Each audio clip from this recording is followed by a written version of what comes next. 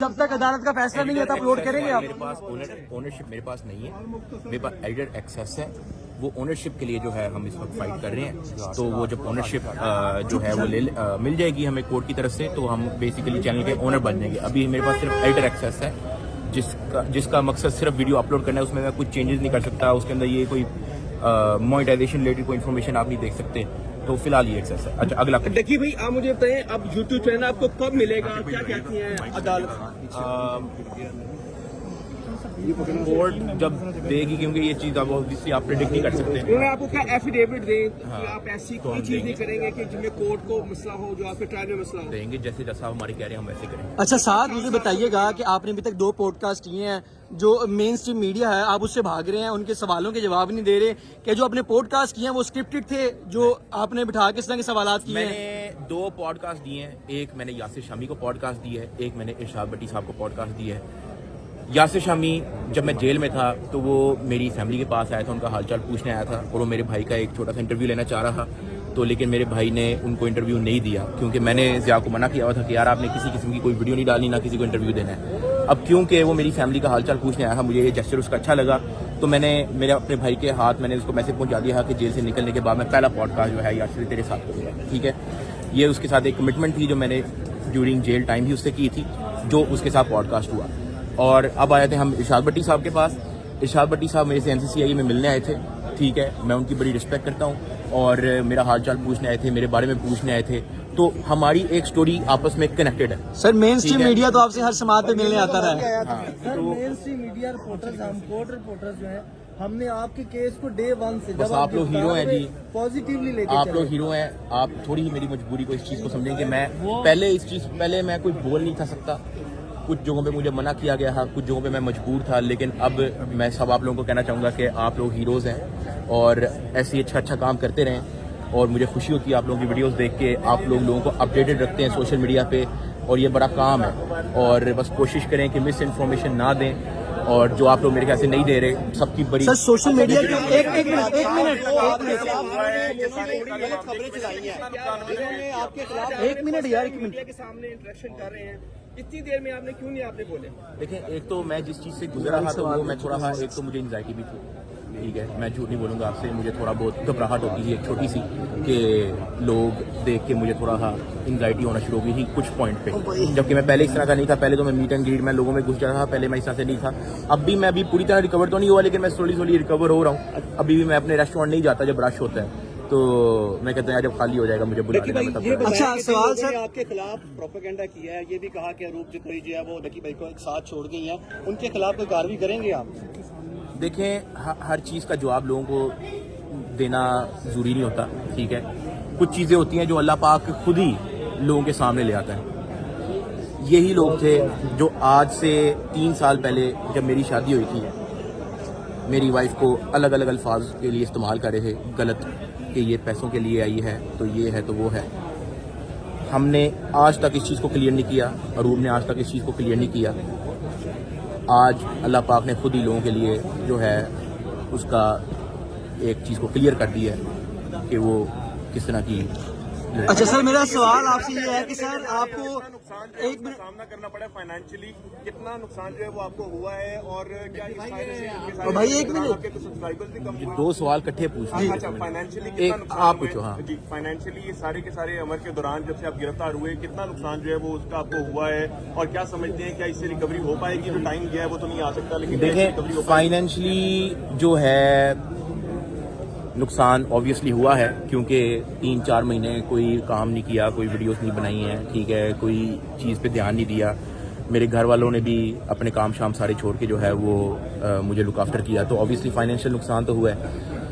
लेकिन ये है कि अल्लाह का शुक्र है विद टाइम, क्योंकि हमारे इदारे जो है काफ़ी एक्टिव हैं। जैसा मैंने अपनी वीडियो में बोला था कि इदारे बुरे नहीं होते हैं, इदारों में अच्छे लोग भी एग्जिस्ट करते हैं, तो वो अच्छे लोग जो है वो इस वक्त साथ दे रहे हैं, तो वो अल्लाह के फजल से।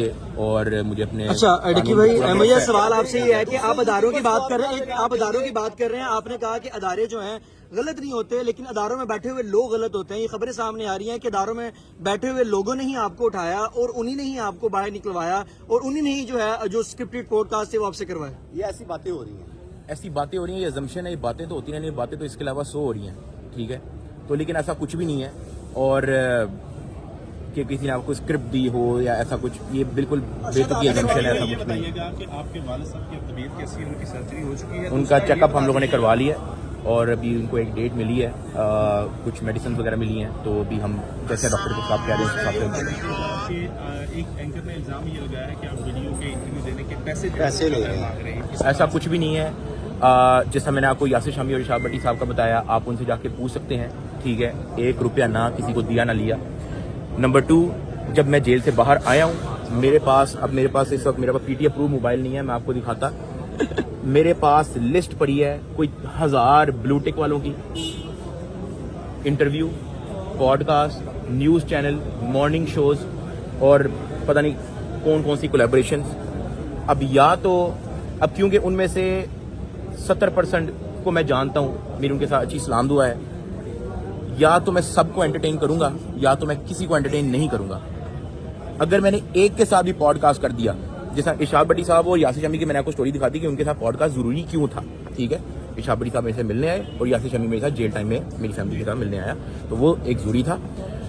अगर मैंने तीसरा किसी भी बंदे को पॉडकास्ट दे दिया दोस्ती में, फेवर में, तो मेरे से बाकी सारों ने नाराज हो जाना है। सर नाराज ऑलरेडी मींस में होके बैठी ठीक है, है मेरे से बाकी सारों ने नाराज हो जाना है। अब ये रियलिस्टिकली पॉसिबल नहीं है, सुने ना, रियलिस्टिकली पॉसिबल नहीं है कि मैं 100 बंदे को 200 बंदे को पॉडकास्ट दे दूं, बातें रिपीट हो जाती हैं, मैं फिर या मैं सो नहीं पाऊंगा या मतलब कोई और काम नहीं होगा।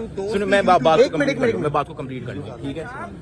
और ये जो आप कह रहे हैं पैसों वाला मामला, ये उनको एक टालने का एक तरीका था। मैंने अपने मैनेजर के जिम्मे लगाया था, मैंने कहा भाईजान सबको गोली दे दो, लेकिन इस तरह से गोली देना कि वो नाराज ना हो, ठीक है। उन्होंने डायरेक्ट मना नहीं किया, उन्होंने कहा कि भाई वो बिजी है, वो सिर्फ जहाँ पे ये हमारी फीस है सूट करता है बता दो। मैंने वो उसको ओके कर लेता ना, हमने एक नई टोपी उसको दे देनी थी, ठीक है। ये उसको टोपी देने का तरीका था, जिस तरह मुझे आपने टोपी दी थी। वो भी सिर्फ इसलिए माइंड नहीं करना मेरे भाइयों, अच्छा, मुझे ठीक ये है। बता दें, आपके जो दूसरे यूट्यूबर हैं उनको आप क्या पैगाम देंगे, ये जो जुए की एप्स हैं, कि आप इनको करें या ना करें? जैसे रजब भट्ट भी अब पाकिस्तान आ गया, वो केसों का सामना कर रहा है, क्या कहेंगे अपने साथी यूट्यूबर्स को?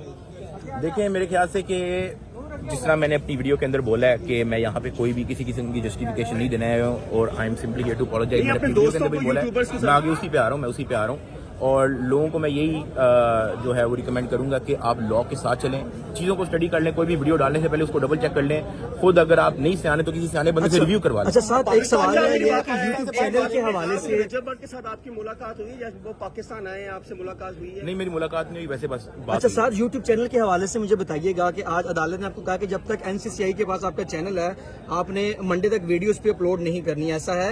ये जरा क्लियर कर नहीं, दें। मेरे ख्याल से उन्होंने ये नहीं कहा कि अपलोड नहीं करनी, उन्होंने ये कहा है कि बस उसमें कोई चेंजेस नहीं होनी चाहिए, ठीक है। ये उन्होंने कहा है। मतलब उन्होंने ये नहीं कहा- वीडियोस आज आपको लोग देखेंगे। उन्होंने ये नहीं कहा कि अपलोड नहीं करनी। ये बताइएगा कि जो यूट्यूबर्स हैं जो नेगेटिविटी उनके खिलाफ करते हैं, उनके लिए क्या पैगाम है, कैसे उनका? बिल्कुल गलत बात है एक तो मुल्क के खिलाफ बोलना। अगर इस मुल्क ने आपको सोच ही दिया, मैंने ये बात अपनी वीडियो में भी बोली ही कि बहुत सारे लोग मुझे ये कह रहे हैं कि यार देखो इतना कुछ हो गया, अब तू ना बस यहाँ से निकल के ना फटाफट जो है ना चला जाए, दुबई चला जाए, कतर चला जाए, जहाँ मर्जी चला जाए। लेकिन जहाँ 7-8 साल इस मुल्क ने तो साथ दी है, इस मुल्क के ही लोग हैं। मैं बल्कि आपको वीडियो में दिखा भी दूंगा, आपको किसी को मैं एक अद्धे को स्क्रीनशॉट भेज दूंगा, आप पोस्ट कर देना। मुझे 92 या 93% बंदा पाकिस्तान से देखता है, बाकी सिर्फ 7% फॉरनर है, 7% फॉरनर है। 93% पाकिस्तान से जो देख रहा है वो पाकिस्तानी लोग ही तो आपको साथ दे रहे हैं। तो एक हल्के से मुश्किल टाइम पे आप फटाफट जो है वो मुल्क को ब्लेम करना शुरू कर दो, तो ये बड़ी बेवकूफ़ी आपकी, ठीक है। और आप अपनी गलतियों के लिए किसी मुल्क को आप नहीं ब्लेम कर सकते, ना किसी हुक्मरान को आप ब्लेम कर सकते हो। साथ मेरा सवाल आपसे ये है कि आपने 100 दिन जो है वो हवालात में गुजारे, जो आपके साथ हुआ वो बड़ा गलत हुआ, गलत होना ये नहीं चाहिए था, क्योंकि कोई भी शख्स जो है ये नहीं चाहता कि उसके साथ गलत तरीके से ही सारी चीजें हों। जो बाकी हजारों लोग इस तरह के हैं जिनके साथ NCCI ये जुल्म कर रही है या उनसे रिश्वत वगैरह मांग रही है, तो उस सवाल से क्या कहना चाहिए? क्योंकि आपका बिग ब्रदर तो सामने आ गया था, तो उनके लिए बिग ब्रदर कौन है? देखें, मेरी वीडियो के अंदर जब से मेरी वीडियो लाइव हुई है, मेरे ख्याल से बहुत सारे इदारे अलर्ट हो गए होंगे और उन्होंने सोचा होगा कि यार सोशल मीडिया की भी एक पावर है, तो हम अगर किसी के साथ एक बंद कमरे के अंदर जो है वो हम ज्यादती कर रहे हैं, तो वो कल को हमारी बात आउट हो सकती है, ठीक है। तो एक तो ये चीज़ है, बाकी मैं इंशाल्लाह सोशल मीडिया पे भी जो है वो आवाज़ उठाता रहूँगा और कुछ लोगों के साथ मैं कनेक्ट होऊंगा कि जो लोग जिन लोगों के साथ ज्यादती हो रही है उनको कोई रास्ता नहीं समझ आ रहा, तो वो अपने लिए आवाज़ कैसे उठाएं। तो हम इस चीज़ मतलब पे उनके working लिए कर आप रहे बिग ब्रदर का किरदार अदा हैं। इस करेंगे। चीज़ पे हम वर्किंग कर रहे हैं इंशाल्लाह। आगे आने वाले दिनों में आपको लेकिन एक चीज बताइएगा कि ये जितने सारा का सारा मामला हुआ, जैसे जो FIR जो रूम साहिबा की जानिब से करवाई गई उसमें भी कहा गया कि मुख्तलिफ कॉल सेंटर से इन लोगों ने पैसे लिए, लेकिन अभी तक कोई मुतासरा शख्स जो है वो सामने नहीं आया। तो क्या आप लोगों को इस मामले में मोटिवेट करेंगे कि और लोग जिनके साथ ऐसा हुआ वो आगे आएं? सिर्फ एक सॉरी सवाल एक बार दोबारा रिपीट करना। मैं ये कह रहा हूँ कि रूम साहिबा की जानिब से भी जो FIR दर्ज करवाई गई उसमें भी इस चीज़ का जिक्र है कि बहुत सारे लोगों से कॉल सेंटर से NCCIA के इन अफसरान ने जो है वो इसी तरह से एजेंसीज के नाम के ऊपर ब्लैकमेलिंग करके पैसे लिए, लेकिन अभी तक अनफॉर्चुनेटली कोई भी विक्टिम जो है इस चीज़ का आपके अलावा सामने नहीं आया। नहीं। लोगों को मोटिवेट करेंगे कि लोग जो जिनके साथ ऐसा हुआ है वो सामने आए। नहीं देखो ये आपके पास इंफॉर्मेशन पूरी नहीं है। इसका मतलब मैं आपको अपने ही मैनेजर का बता देता हूँ, सुभान नाम है उसका। जब उसके घर पे रेड की गई उसको बताया गया कि जी हम लोग इस फलानी एजेंसी से हैं, ठीक है। उसको फटाफट अपने आप को सेंडर करना पड़ा, ठीक है। ये ऐसा बिल्कुल भी नहीं है कि कोई विक्टिम सामने नहीं है। दर्जनों में सैकड़ों में लोग हैं जो आए हैं और विद टाइम जो है वो मंजरेआम पे गए। अगला सवाल। अच्छा साहब बता दीजिएगा, आपके पे आज 2 मुकदमा थे, एक स्पुर्दारी का मुकदमा था। क्या है भाई? अच्छा एक स्पुर्दारी, भाई ये सुन लीजिएगा, एक स्पुर्दारी का आप पे मुकदमा था और दूसरा आपका जो ट्रायल है और सर जो भी है दरखास्त थी और दूसरा ट्रायल चल रहा था। भाई सवाल कर लूँ मैं?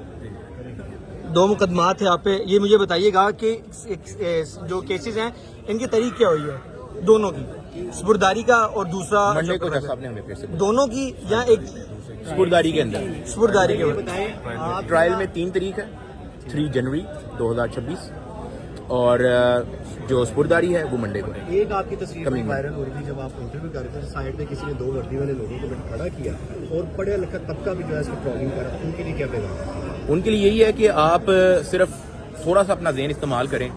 तो जो मेरी वीडियो है उसके पीछे सिर्फ प्लेन ग्लास है, ठीक है। जो AI फोटो जिसकी आप बात कर रहे हो आप लगा भी देना, उसके पीछे वाइट कलर का जो है वो एक पूरी दीवार लगी हुई है। उसके बाद जो AI फोटो है उसके लेफ्ट साइड पे एक दरवाजा भी लगा हुआ है। मेरे घर में ऐसा कोई दरवाजा नहीं है। तो ये मेरे ख्याल से बस किसी ने शरारत की है, लेकिन वो शरारत जो है वो उसको सोच के करनी चाहिए थी कि कितना प्रॉब्लम हो सकता है, क्योंकि एक अच्छा खासा प्रोपोगेंडा चला था इस फोटो को लेके मेरे बारे में। लेकिन ऑब्वियसली जैसे मैंने आपको कहा हर चीज़ का जवाब देना जरूरी नहीं होता।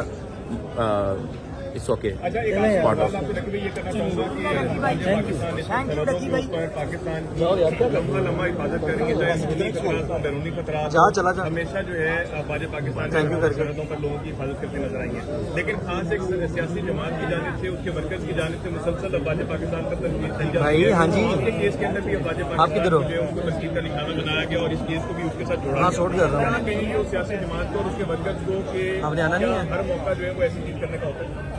देखिए सियासी जमात के चक्करों में तो नहीं मैं पढ़ूंगा, लेकिन जो लोग हमारे कौम की हिफाजत कर रहे हैं मेरे ख्याल से कि उनको एप्रिसिएशन जो है हमें करनी चाहिए और इस चीज़ को एक्नॉलेज करना चाहिए कि वो किस तरह दिन रात बॉर्डर पे खड़े हैं मुल्क की हिफाजत के लिए, लोगों की हिफाजत के लिए।